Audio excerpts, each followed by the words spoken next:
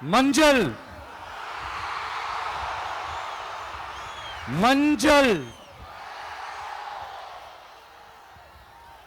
பொதுவா நல்ல காரியங்கள் ஸ்டார்ட் பண்றதுக்கு முன்னாடி இந்த மஞ்சள் எடுத்து வச்சு தான் ஸ்டார்ட் பண்ணுவாங்க. நம்ம வீட்டில் கூட நம்ம அம்மா அக்கா தங்கைகள் நமக்காக நாம நல்லா இருக்கணும்ன்றதுக்காக மஞ்சள் புடவை கட்டிக்கிட்டு தான் வேண்டிக்குவாங்க.